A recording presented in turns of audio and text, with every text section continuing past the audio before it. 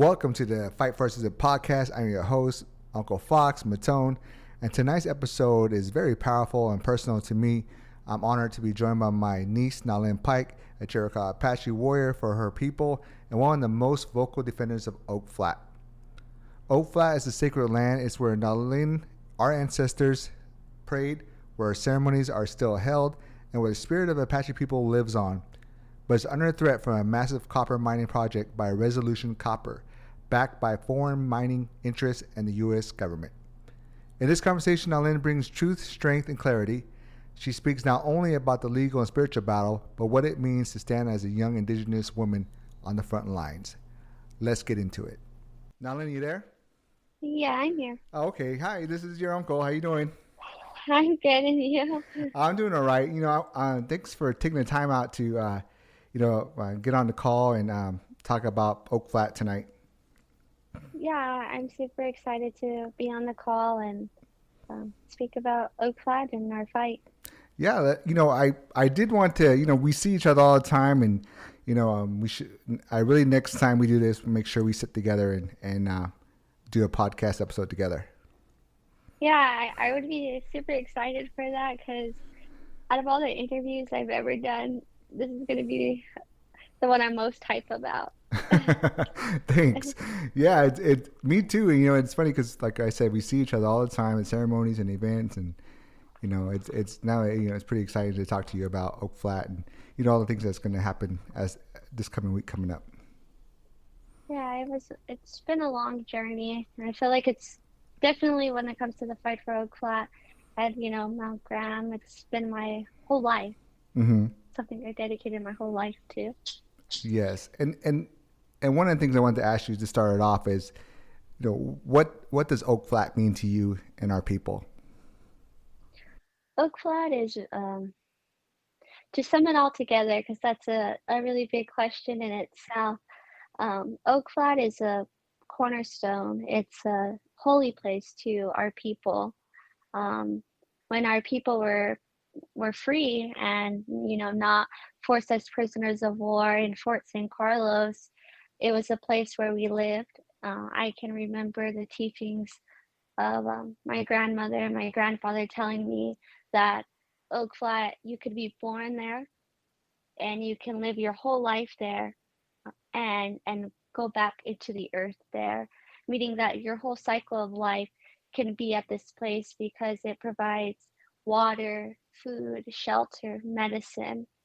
But in all of that, Oak Flat is a place that we believe is a corridor to Yosin, our creator, and we believe that the God spirit lives there.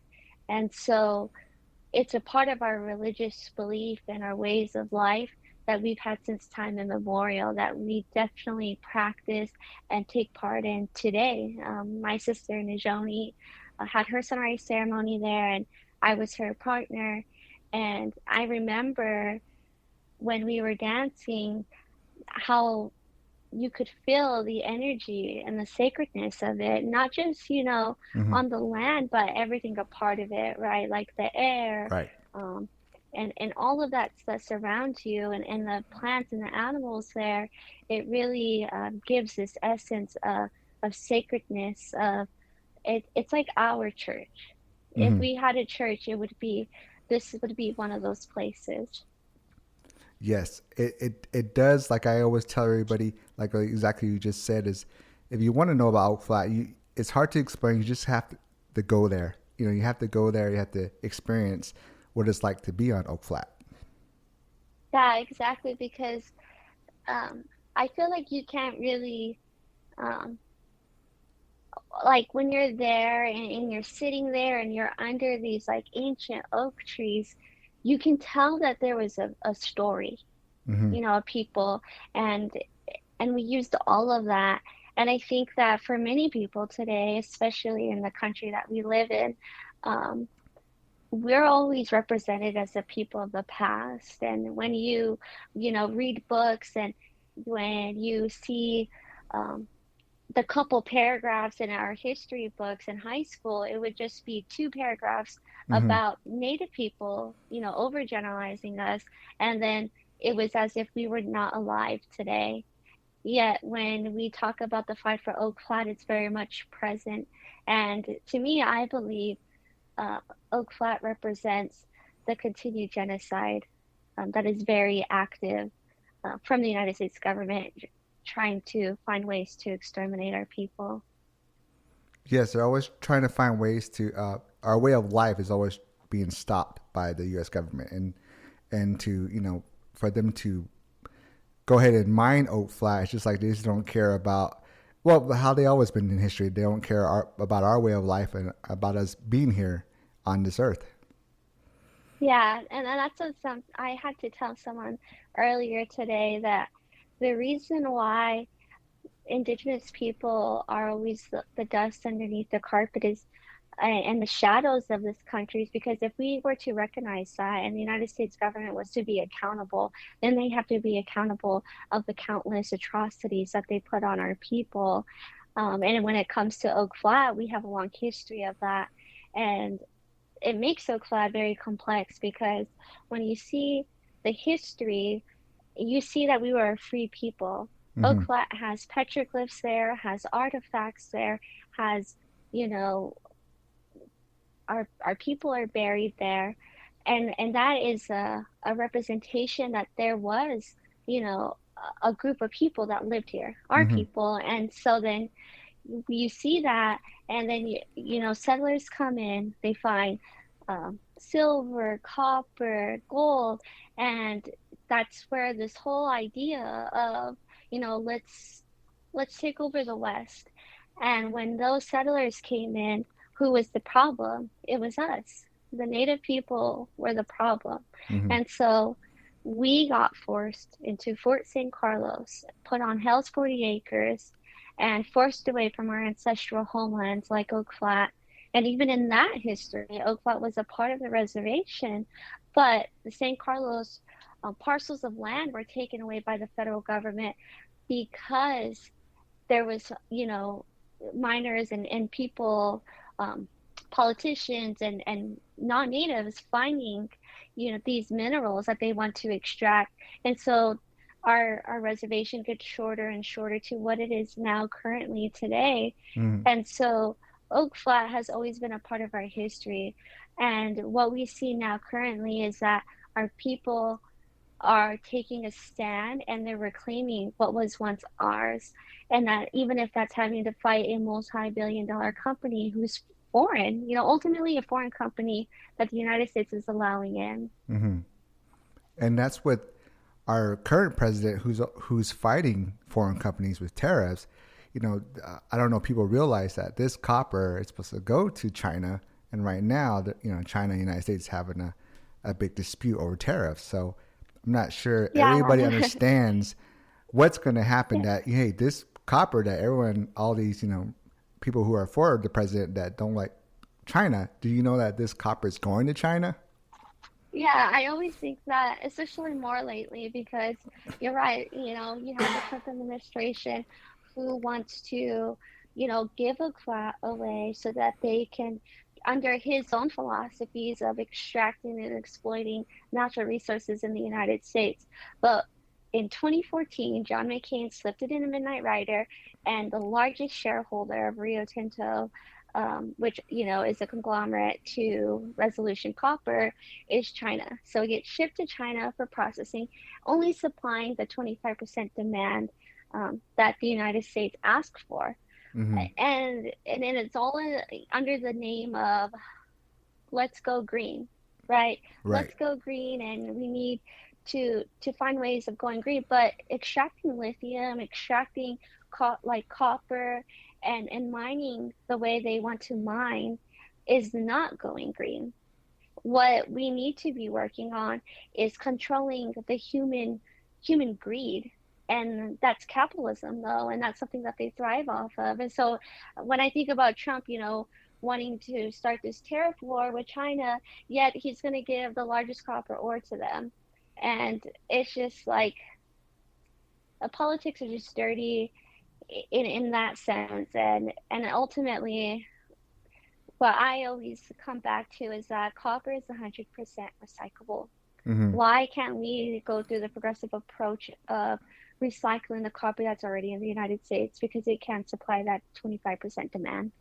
Yes, and copper, like you said, is recyclable. There's so much copper, and I always mention about, my son who works as electrician. He has so much recycled copper, they don't know what to do with it. So, it's like there's more to just the copper. It's the money, Yeah. it's the mining, it's something there with the land that that's behind it. But for sure, I mean, they try to push copper. It's not, to me, sometimes I feel like it's not just the copper, or something else that they have Yeah. in store. Yeah.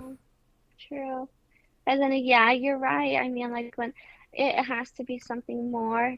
And I think what adds, to that, I guess would be the cherry on the top is the fact that, oh, we can, destroy another sacred land for the indigenous people in its own strategy of exterminating, assimilating, and civilizing, you know, i- inevitably us, right, Hmm. as Native people.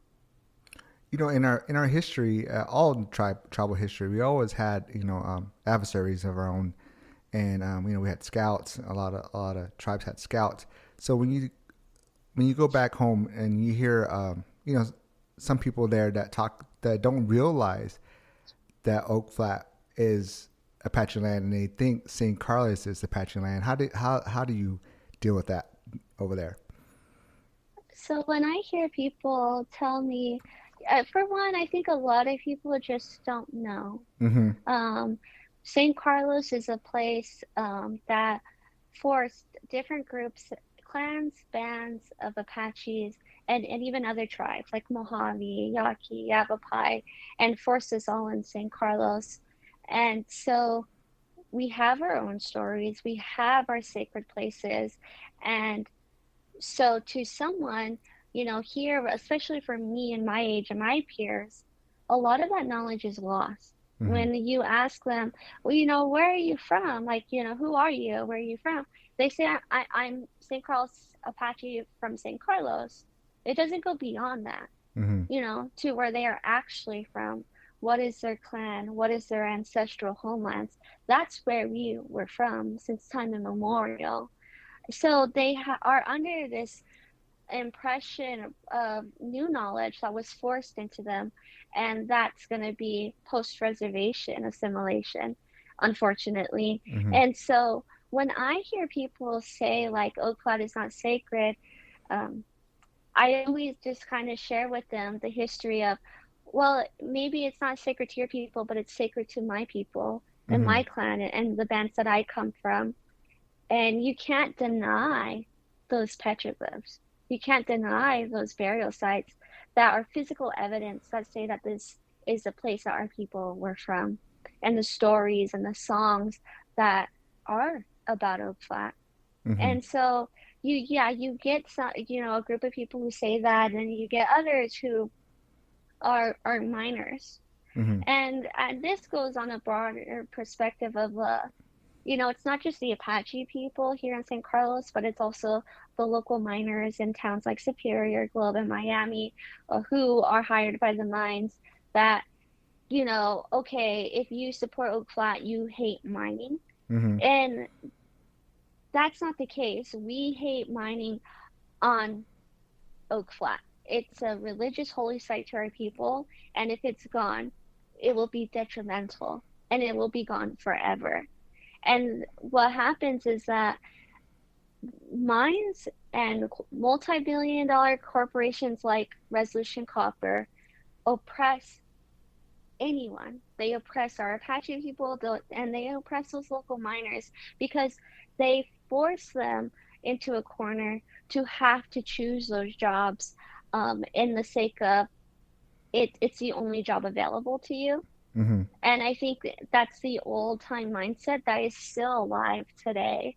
And so it is heartbreaking to hear because I feel like sometimes at the end of the day, it's like the moral choice. Mm-hmm. And I want to be able to know that I lived my life fighting for what my ancestors fought for because they shed their blood for me. They went through concentration camps for me. They are the ones who kept their resiliency and identity for me to be able to have an Apache name, to be able to fight the way I fight, to be able to pray the way I do, and to hold these places sacred. And so I'd rather keep on fighting and hold that knowledge and just pray that one day that person may understand. Yes, I mean, it's hard for a lot of people to understand the life of being in ceremonies and growing up in culture and just our history of being an oppressed people. That it's hard for them to understand that part. So like when we talk about that's why we have to bring up religion so they can understand. We have to bring up church so they can understand what it means, Yeah. what Oak Flat means to us. Yeah, I think that and that's true because on the other side of, that there's that component, and then that's the missionaries that came onto the reservation. We have almost over 100 churches in San Carlos, Mm-hmm. and you, so when you have these missionaries here, and there's specific like churches in San Carlos that excommunicate young girls who have their sunrise ceremonies, excommunicate godparents who co-sponsored a sunrise ceremony, Mm-hmm. and say that when we do these things we're worshiping the devil. And so like that's still there too, like Yes. very present, because I remember going to school in high school and still hearing some girls coming out of that, and they're saying this is what they said to me, and I want to do it, but I know I'll get in trouble, or my parents don't want me to do it. And so that in itself is already like a systemic oppression that's put on our people. So we have all of these things, that are barriers and challenges that our people face, and we're trying to survive in this world that is meant to break our spirit and also preserve what is left against a multi-billion-dollar company. And saying that out loud too sometimes just kind of makes me like, Yeah. wow, like this is where we're at. Like, Yeah. the it just it's still occurring, right? Intergenerational. And I think that's the one thing I learned Mm-hmm. at a young age is accepting and realizing that I will never stop fighting. That, Mm-hmm. okay, yeah, if Oak Flat's protected and we save it from Resolution Copper, there will be another Resolution Copper. There will be another dirty politician who wants to feed their pockets with money. There's going to be another, something, right? Right. Because it will always exist. And so these things will always be targets. And so after me, it will be my children and their children. And that's the thing, um, that I guess why we as Native people embody resiliency, Mm-hmm. because we already understand that. We already are born and taught since we were a child, and that you're going to fight, that this is what you have to do Mm-hmm. because of the world that we live in today. And as you say, growing up too, what I want to talk about was your experience growing up in the movement, because I've heard you before on documentaries talk about how when you first started fighting was when the day you were born, and it seems like we all grew up like that. Like when I was born, my mom and my dad and my grandparents were at Alcatraz, and Hmm. they had that fight going, and then so I was born into that the movement, and then we had the Mount Graham going on, and you were born into that, and so it's just like we all just started, you know, this is what our purpose was when we were first born, was to fight for our people. So, you know, growing up, how's the experience of growing up in the movement? How's it been for you? I think it's one of the most rewarding thing. I really hold um, a lot of pride of being Indigenous, Mm-hmm. because it is true. I believe that when you're born and you take that very first breath, your fight begins there, because when babies are born, Indigenous babies are born, they're a reminder to the federal government that they failed in their tactics to exterminate us. And Mm-hmm. so that's something to be proud of. And, just understanding that, I feel that immense pride, because my ancestors made me who I am, and I'm that seed. And so I have to seed that. And in particular, like with the Mount Graham run, I was 2 years old when I first started running. And, Yes, I remember. like, I was like, I see this picture to me, like standing by an igloo and a 5 gallon igloo. And I'm just as tall as the igloo. So, Yeah. like, the fight has always been a part of me. And Mm-hmm. I think I'm very blessed in that because I've got to learn not only from my great grandmother, but from my grandfather and my aunts and my uncles and my mom, the importance of being who you are and your identity and Mm-hmm. understanding that no one can take that away from you. And you, this fight to protect Oak Flat has really molded me into becoming a fighter. I definitely in my life never let, you know, anyone down, never let myself down so that I can continue to keep this on going. And when it comes to Oak Flat too, I think that it brings so many people, so many different people from all different sorts of, walks of life. And I've got to meet different people with different religions from different places, from, across the country Mm-hmm. or, on the other side of the world because they were called to Oak Flat or Mount Graham. And I would have never had that experience.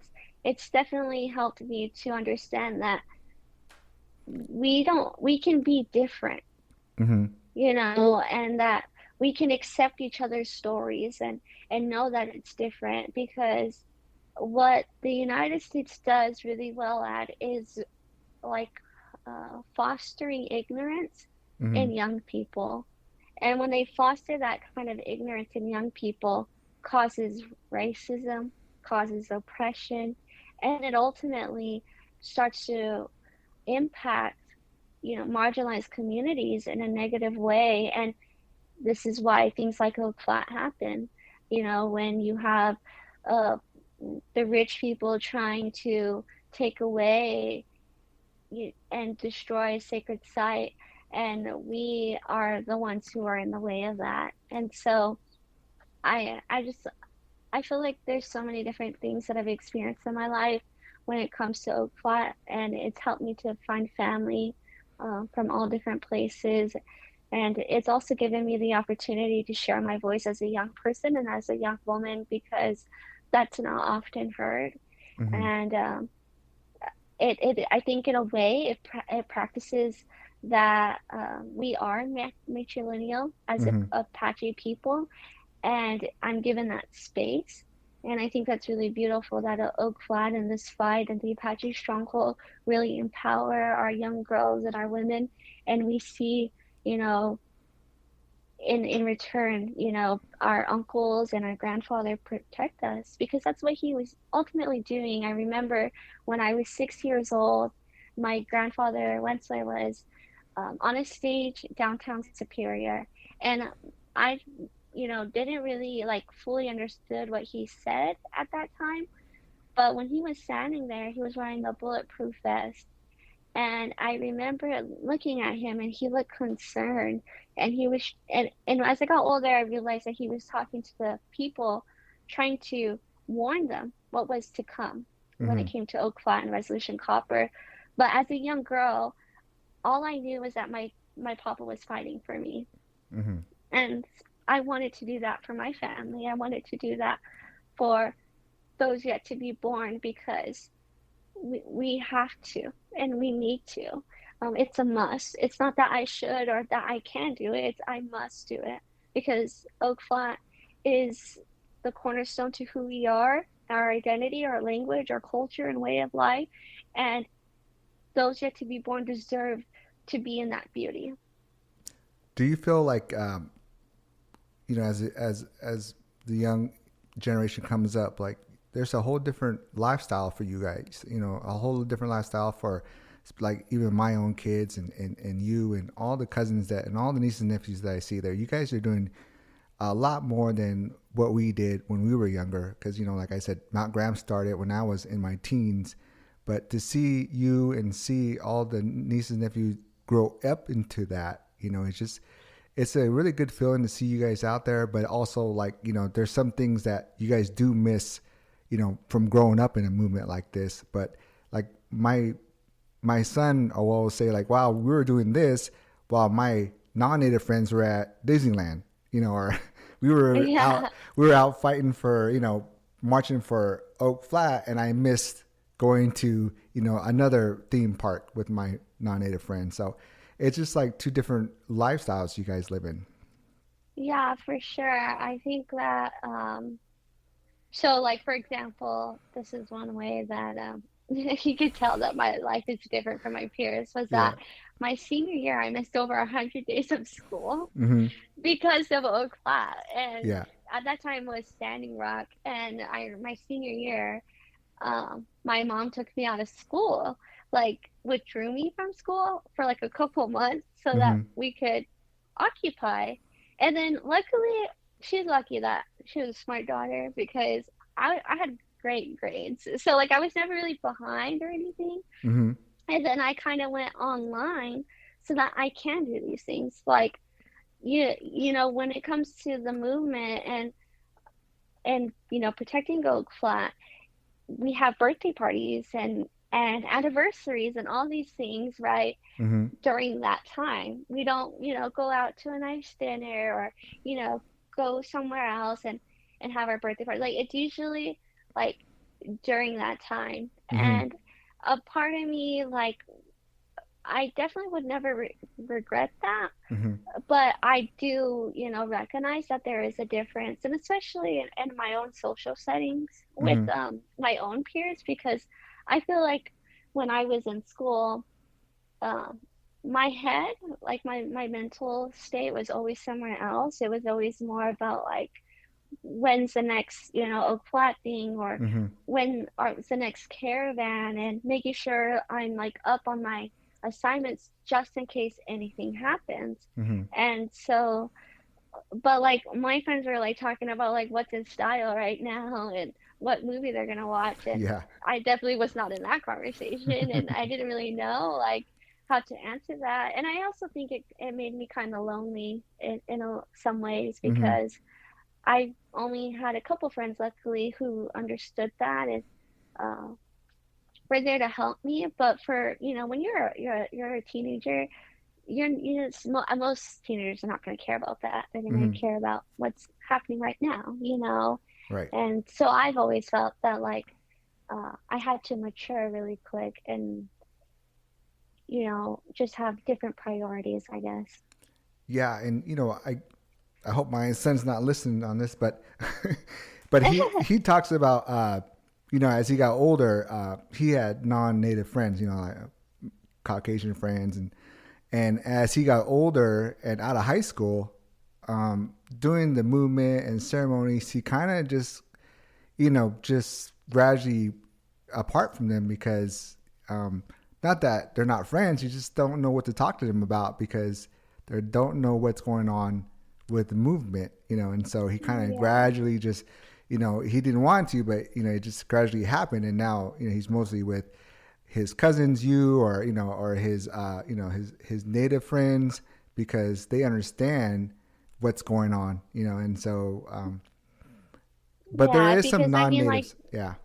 yeah, yeah. I mean, like, it's because what they're worried about is what's happening tomorrow, or Mm-hmm. things that are just I feel like kind of surface level sometimes. And like for us, like we're worrying about the eradication of Mm-hmm. our culture and way of Right. life for generations yet to come, and that's like completely different. Yeah. And I think that in the movement, like especially as a young person, I was able to like find relationships and connections with people who had the similar mindset Mm-hmm. and like ideas and understandings of like these things are important to us and they were passed down to us. And I think that was something that was really beautiful in seeing from different tribes, especially Mm-hmm. because one thing I remember at Oak Flat was there was one night and I was in high school, and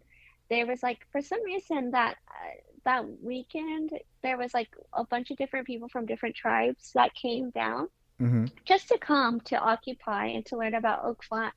And and it was all kind of like random, like it was like a coincidence. Everyone just was there, and they were around a campfire, and it was kind of cold because it was like my senior year, spring, and it was still like cold at night. And I remember them singing songs, like we were in a circle, and each of them sang a song and they're from their tribe. Mm-hmm. And I remember looking at the stars and looking at this emery oak tree, thinking like, wow, like Oak Flat really brought these people. Like this is where I would want to be. I want to be here. And I was really, you know, that was something that imprinted my life forever, Mm-hmm. is being able to connect um, with different tribes and different groups of people who understand that these things are important and are critical. Mm-hmm. And and we always, my grandmother, even like you said, all tribes, almost have the same beliefs. And for the Pomo tribe, my grandmother said that that the Pomos worship Earth. That's what our culture is. We worship Mother Earth. So as we fight for Oak Flat, if we lose the battle of Oak Flat, what do you think would be lost for our people, for our Apache people at Oak Flat? I think that if we were to lose Oak Flat, we're going to lose our identity, our language, our culture, our traditions, and way of life. That it would inevitably come to that, because this is a step closer to that. Mm-hmm. And the one thing I learned is that I learned about how to take care of the land, how to acknowledge it, respect it, and understand that Yosin created all different sorts of lives, right? Through the plants and the animals, and that was through picking acorn, Mm-hmm. because I remember my great grandma and my mom and my grandmother Teresa, and I was really little, telling me what to do and how to pick acorn, and you're sitting there, um, on your knees. And as a kid, you're like not wanting to do this, like Yeah. I'm tired, I want to play. But like all of that in itself taught me patience. It taught me to respect the earth. It taught me that she's our mother and we're her children, and that we live off of her, that without her, we cannot sustain, and how to pray. And that's what it is to be indigenous. We Mm-hmm. have an intimate connection to the land. We used to speak to the animals and the plants, and now we don't. And that's because of colonization. And so, what we are fighting for is we're fighting for what is left, because we've already lived 500 years of genocide, and it's still continuing. The resiliency that we have as Indigenous people is because we knew the land was still here. We could go through the boarding school era where our children were forced from their families and put into, schools that assimilated and brainwashed them to think that they're savages and need to be civilized. We survived that. Mm-hmm. We survived the Relocation Act, where they were putting families, BIA was taking families or young adults and putting them, across the country away from their communities to survive here, because they wanted to put them in civilized society. And then we survived that. Mm-hmm. We survived, you know, all sorts of different, eras that tried to exterminate and assimilate our people. But the one thing that kept us tied to our resiliency and our strength in our identity is going to be that we knew in our hearts and in our mind that our sacred places were still safe. Mm-hmm. But this is the last thing. I believe that the last thing that our people have are these sacred places. And if those sacred places, our holy sites, are gone, then we are no longer. A tree does not grow without its roots. And so we have to fight for this. This is our survival. And without Oak Flat, then I think we're going to really enter a dark history. And you're right. If Oak Flat, it is a stepping stone. They could get Oak Flat. They could go for every other sacred area of indigenous tribes. And so, just fight for this Oak Flat. It's just, it's people don't realize how important it is for not only us, but for the people, for the citizens of Superior. I mean, the people that live there, and everybody that is involved needs to understand about Oak Flat and what it means for us to save it. Yes, that's true. And I think that, I just kind of want to bring up that Oak Flat and Resolution Copper. I am, in a way, I feel like I'm like this young woman who doesn't have, it's not a multi-billion-dollar company, but that's something I'm fighting against. Mm-hmm. Um, it is dangerous in itself. Mm-hmm. And I want to bring this to a more serious sense of when we're fighting these companies, Rio Tinto is notoriously known for harming people in other countries. Mm-hmm. And Resolution Copper, Rio Tinto is a part of that. They are, a conglomerate. And so when I think about Resolution Copper, like I can't go to Oak Flat by myself. Like today, I went to Oak Flat and I had to have someone come with me because we get death threats. And, there are times when we're marching that I have to wear a bulletproof vest. Mm-hmm. We've had to my holy site. You have to realize that you are in a serious Mm-hmm. battle. And so with Resolution Copper, who are they going to bring? When we talk about missing and murdered Indigenous people, we also talk about man camps and what these exploitive, companies bring in are those man Mm-hmm. camps. And so what are we really going to allow that to happen? Like, we have to protect our people, our boys, our girls, our women, and our men, and our elders. And so this is more, you know, on a physical level, I Mm-hmm. guess, where we have to physically protect each Mm-hmm. other because Resolution Copper is a scary company. Yeah, they are, and that's what I always tell everybody when we have the Oak Flat events, that it's fun. There's a lot of people here, and there are times where it's serious, but my family, the Stronghold family, they're here every day. They have to deal with walking through town. They got to deal with eating in town or shopping in town, and so they get a lot. You guys, have a lot of um, things going on there that the people that come once a year don't realize what goes on during every day Hmm. of the year for you in Apache Stronghold. Yeah, that's true. And then, I always kind of freak out my mom because I go like, well, it's okay. Like, I'm willing to give my life to Oak Flat because this is something I believe Hmm. in. And I would fight for this place. And I just would wish people could understand that we just want to pray Hmm. on our holy site. We just want to practice our way of life. We just want to keep what we have had Hmm. forever. And this company wants to destroy that. Just, and Oak Flat can never be for sale. Our way of life will never be for sale. The water will never be for sale. And it can never be mitigated. You can't compromise Hmm. this. You can't do a different mining method.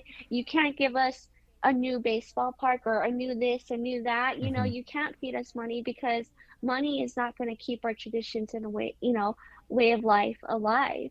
It's these lands that will. It's the water that will sustain us. It's the clean air that will keep us healthy. It's us harvesting and practicing our way of life. Hmm. That's what's going to keep us alive. And with you and watching you grow up, and like my father had told me that, you know, um, freedom, they let the natives have their culture back, in the 60s. And so he told me that, as I grow up and I'm already, the cultures has started, that I'm going to be in a lot more ceremonies than he has, because during his time, they wouldn't allow it. Right. So to see you and, Yeah. and, and see, my nieces and nephews and my kids all into these ceremonies, way more ceremonies than I was in, there wasn't too many back then. And to see you guys grow up at the, it's just great to see you guys in that. And, especially watching you and, going to these events and speaking, and like you said, out in the open in front of everybody, and carrying this responsibility at such a young age. How do you care for your spirit while doing all this work? um, I think that there are moments where I have to kind of take a step back and just be at Oak Flat or be at Mount Graham. Because when I heard the call about Trump administration wanting to fast forward and finalize the environmental impact statement, Mm-hmm. I still feel like, we're gonna fight Mm-hmm. this. I didn't think that, this is gonna be an end and we give up, right? But I still felt a sense of fear because Trump is scary, and what he has in his mind and what he's pushed forward so far, um, is Mm-hmm. unpredictable. And so that next day, I went to Mount Graham, and I went to Mount Graham, and I drove up there, and I just prayed. I prayed out loud, and I took in just everything because I had my sunrise Mm-hmm. ceremony at Mount Graham, and so I feel like a deep connection to that mountain.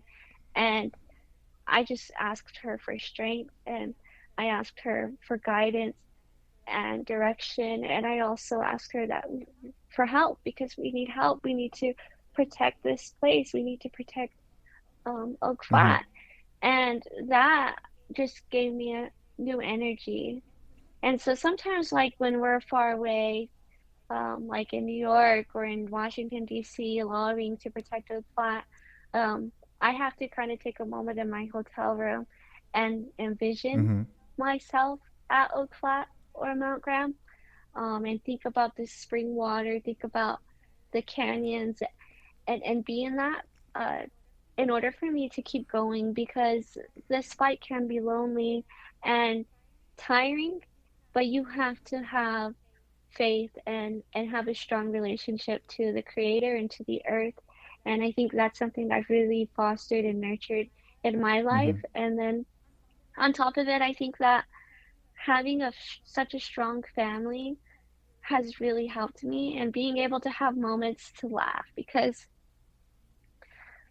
I mean, like even like going to you and laughing with you under your Mm-hmm. canopy and hanging out with you guys and just be able to be family and love each other is also for me has always been rejuvenating and has always given me the energy to keep going. Like this is what I'm fighting Mm-hmm. for. I'm fighting here for so that we can have moments like this, and maybe one day we could all sit together and laugh and tell jokes.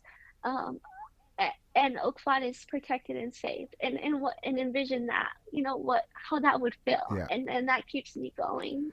Yeah, and it also seems like too, Nolan, that you're a leader for the natives, like the youth, and it seems like I see a lot of youth, looking up to you as a leader, the way you talk, the way you're, all over these platforms talking about Oak Flat, and I just, in this movie, what future do you see? Like, what do the youth, they play in this whole thing as a movement for, our resistance? Yeah, the youth are powerful. Um, it's funny because now I'm in this weird transition era in my own life where like I'm 25 Mm-hmm. now, and so now I'm just gonna be the auntie cooking in the Yeah. kitchen. Like I'm not gonna be Yeah. like that young person anymore. And so I'm kind of having to like find my, I guess a new Mm-hmm. place. And I think being able to have the experience as a young person, because I was the youngest to testify in front of Congress. I was only 13. And, I spoke ever since after that. And, my very first speech was when it was 100 years after Geronimo's passing. I was only 9, and I talked about the future. And so when I think about the future, I think about, and the young people, I think that there's hope.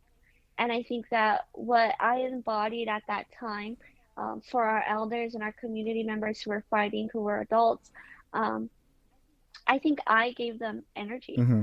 to think Yes. like we are doing this for someone who is getting it. And that's what I feel like right now with my cousin Lacusse. She had her sunrise ceremony at Oak Flat, and she spoke in front of the Supreme Court. and she, had this really powerful speech, and she was really assertive, and I love that because you see that from generation to generation, at some point you saw like, the elders, like a generation or two generations ago, who were afraid to even eat inside a Mm-hmm. restaurant, who were afraid to, you know, walk in front of a white person, and who were afraid to, they were Mm-hmm. afraid because the racism and the oppression was just so in your Mm-hmm. face. And so what else is that going to make you do? It's going to make you afraid because all you're trying to do is just shop for your kids, and someone's like walking up close to you thinking that you're stealing or telling you to go back to the res and that you don't belong here. But then you have, the next generation who are asking why is that? Mm-hmm. Why are we doing it? Why are we afraid? Why am I afraid? Why is this being instilled in me? And then you have the next generation who is saying this is not right. And I think that's kind of like where, your generation is at, is knowing that this isn't right. And then you have my generation who is able to speak about we need a Mm-hmm. healing. We need to heal in order for us to be able to continue to survive and to unify together as different groups of people. And then you have someone like Lacoste who is going to really implement that, who really understands that, and who's really going to, demand that her voice is heard. And so to me, I see progress. I see, you know, it's getting better. And I think that's because we've instilled this fight in each other, and we keep it going. And I think that young people are going to give and fight for a better future, just as I have, and will continue that, and those after them will continue that. And so I think young people definitely deserve to have a seat at the table and Mm-hmm. to have these conversations and to be able to ask questions, because we all have questions. We have questions, and I think at times those questions kind of make people realize, like, oh yeah, you're right, Mm-hmm. or why do we do that, or we shouldn't do that, or we need to stand up. So like, I think young people are really powerful, and indigenous people have always fought for young people. Instead of like in Western society, young people are just like not important, and they're just, not smart Mm-hmm. enough. They don't understand, all these things. But that's not what was taught to us in our culture. You know, everything was for the young Yes. people. We do things by how we give back, not what we take for ourselves. Mm-hmm. And with Locos is it's I mean everybody knows what happens, but there's only a few that can speak out on that powerfully, and Locos is one of them for sure. That's coming up in her age to speak. But what I also like too, Nalan, is also your two sisters, Njoni and Basse, who can step in when they have to. If you don't Yeah. make it, those two definitely could step in there and do it for you. But they also step back because they know their older sister Naelyn, is the one, the vocal, the leader kind of. And but I like also to see them, when they have to, they can get right in there and start talking. Yeah, I liked it too because I remember when I couldn't go to the one of the caravans like on day one, but I was able to meet them. I think it was in Mm-hmm. LA, and Bosses spoke at the table. That we were having like a table discussion, and Bosses spoke, and she spoke with so much Mm-hmm. fire. And I was like even scared to look at her in her eyes, Yeah. because she was just so passionate. And I was like, wow, like, and it made me tear up because I'm like, Bosses spoke so well, Mm-hmm. And then Joni, she does speak up when she has to, and she talks about her dance at Oak Flat, and when she tells her story, I think it really makes people Mm-hmm. emotional, and understand, I guess look through her perspective, being a girl, to have her ceremony there and what that connection is. And so I think too, when you're in a movement and when you're a small a family, who's in the movement, you have to like know how to be the camera person, to be a Yeah. spokesperson, to be a web designer, to, Yes. work on like finances, to do all sorts of different Hmm. things, an organizer, security, like it's, so I think we're a lot of things in one. Yeah. And I think that's really Yeah. awesome too at the same time. Yeah, it's really awesome to see. Like I said, they step in when they have to, or when you're not there, they just continue right on with what you're saying.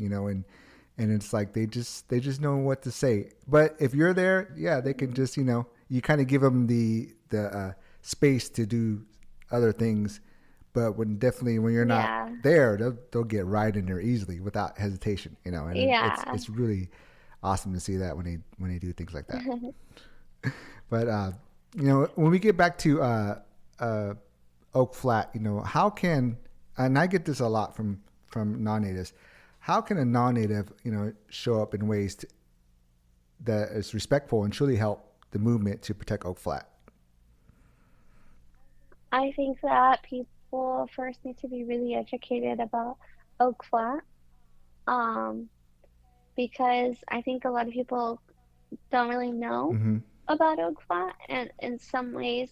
And so I think that learning about Oak Flat and sending those to your Congress people, sending those letters that we should protect Oak Flat is important. I think sharing, Oak Flat and the fight on social media Mm-hmm. is another way. And if they come to Oak Flat, I always tell people, you're welcome to come to Oak Flat. Go to Oak Flat because, like we said at the beginning of our conversation, is that it's you can't explain Oak Flat without like telling them just to go there, Mm-hmm. you Yeah. know? But and so it's like go to Oak Flat, spend some time there. And if you we have our protocols during ceremony, like, there's certain things that like when we're praying or certain, I guess ceremonies that are happening where no phones, Mm-hmm. just things like that. So I think it's really important for non-natives to ask those questions. Um, like what can they do and can they not do, and take a part of this movement. But this is something I've always told people is that we need prayers. Our movement, Mm-hmm. Apache Stronghold movement, the cornerstone and the fundamental, pillar to our movement is going to be spirituality, and that's through praying. Our biggest weapon has been prayer, and so we always ask people to pray for Oak Flat, Mm-hmm. and pray for the Apache Stronghold, and in whatever way that they do so, because we need that. This is a spiritual battle, and we're fighting the oldest evil, and that's greed. Yes, and that's what I was talking to Uncle Wenzel, your papa, the other day. Was that I didn't understand. When it first started, why my Uncle Wenzel was hitting this in a religious aspect, because like what about the environment? What about the water? What about the land? What about the pollution? If we bring that up, they should listen to us and not worry about our way of life. But then when I start to realize that they don't care about the environment, and us talking about our way of life right now in the Apache Stronghold is the only thing that's stopping or delaying Resurrection Hmm. Copper right now. Yeah, I mean, like you have so many, and that's something we've Mm-hmm. learned because Oak Flat is like been a fight for over three Mm-hmm. decades, and so we've gone through the environmental aspect of it, and they try to debunk it with Yeah. lies and other things, and it's just like, oh yeah, you're right. You are a person who believes in capitalism, so you capitalize on natural resources. So we can't do that. But you can't capitalize on our religion and our way of life.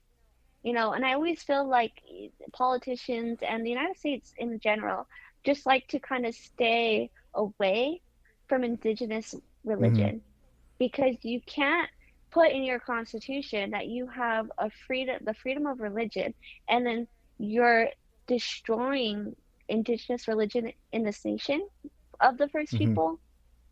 So I think our fight when it comes to the religious aspect hits the heart of the Mm-hmm. issue, and that we have to protect it. We have to protect our freedom of our religious rights. We have to protect our human rights. we have to protect it not only for ourselves, but for this entire Hmm. country. And fighting for our religious rights is also fighting for is fighting for the environment, because that's our Yeah, religious beliefs is the true. environment. Yeah. It's intertwined, interconnected. You can't take away, you know, I mean, our songs and our language is embedded in the Hmm. land. So yeah, you're right. You know, as the weeks come up for the court next week, what's next for Apache Stronghold, and what message do you want people to walk away with after hearing your story tonight? I want people to walk away with the understanding that the fight continues, that it hasn't ended, regardless of Trump's efforts to push the EIS to be finalized, regardless of Resolution Copper's lies. We will deny that, and we will keep fighting, and we will continue to pray and have our ceremonies. But I want people to understand that this is a critical moment in our fight, and we need people to stand up. We need people to come together, and we need people to pray for Oak Flat because it is on death row. Oak Flat can be gone forever if this mine goes through. Hmm. It will be a crater. Our ancestors who are buried there, the petroglyphs, everything, the water, our ceremonial sites that we use today are going to be gone forever. And so we have to continue to fight for these places. And I will continue to fight for these places alongside my brothers and sisters who stand with us. And that's from different people from all different religions, all different races, and we're all coming together. And so right now we're having a call out to people to run with us when we begin our run to the U.S. District Court in Phoenix because we put an emergency injunction to stop Hmm. Resolution Copper and to stop the final EIS from, being signed because we are under a time limit, 60 right? days. Yeah. I Yeah. 60 days, and then after that, it can be signed as soon as Hmm. possible. And I was so sad because the day that the fastest it can be signed is on June 16th, and that's my Yes. birthday.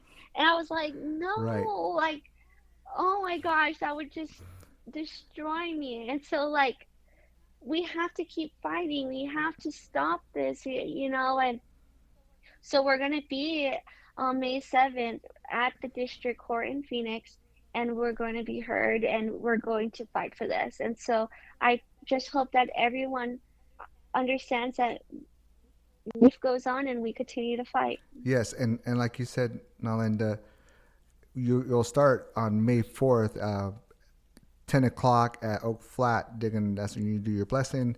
At 1 p.m. on Sundays, when you guys start to run from Oak Flat, and it's gonna go all through till Tuesday, right? And then Wednesday is the court Yes. date.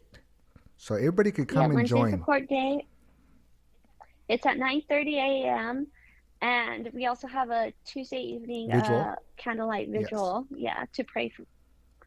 So I'm definitely going to be there the entire time. I'm ready to put on my running shoes and get running. And that's something that I've loved about, being a part of the Apache Stronghold and Spirit of a Mountain Runner is that we run and we still practice, you know, even that in itself is a ceremony. Yes. Yes. Right. And to see, you know, you speaking and talking, and also you out there, in your running clothes out there, and the staff running through that highway where it's very dangerous too. It's like kind of like you talk the talk, but you also walk the walk also, and it's good to see all of you do Yes, that. Uh, definitely. I'm ready. I'm ready. all right, now then, well, thank you for taking the time out tonight and speaking to me and to all the listeners out there about Oak Flat. And I just want everybody to come together, and hopefully we could see more people out there Sunday, and be out there by Wednesday. But again, I want to thank you so much, and I should be Yeah, thank seeing you you. soon next week. Okay? Okay, sounds good. Okay, baby. I'll talk to you later. Okay. Talk to you later. Okay. Bye. Bye. So that was my niece Naelyn Pike. She's a truth teller, a land defender, and part of a long line of Apache resistance. The fight for Oak Flat is not just about stopping a mine. It's about the right to pray, to live, and to be indigenous on sacred land. If you want to learn more and support Apache Stronghold or take action, check the links in our show and you'll see it in the notes. And remember, this land holds memory, medicine, and meaning. Until next time, keep fighting for our existence. And talk to you later. Thank you all for tuning into the Fight for Existence podcast. If you guys want to keep up with the podcast in general, what you could do is follow the social media account. The Instagram account is going to be Fight for Our Existence. Again, that's Fight number 4 Our Existence. Go ahead and give that a follow. And if you guys have any questions for us or you guys would like to be on the podcast, in the Instagram, there's a link. Go ahead and click that. No matter what kind of platform you guys listen to this podcast on, there's always that plus or that follow button. So go ahead and click that so you guys can get notifications when we upload our next episode. And if you guys are listening on Spotify, what you can do is go ahead and rate the show. And if you guys are only listening on Apple Podcasts, what you can also do is write a review for the show. Thank you all for tuning into the Fight for Existence podcast, and we will talk to you next time.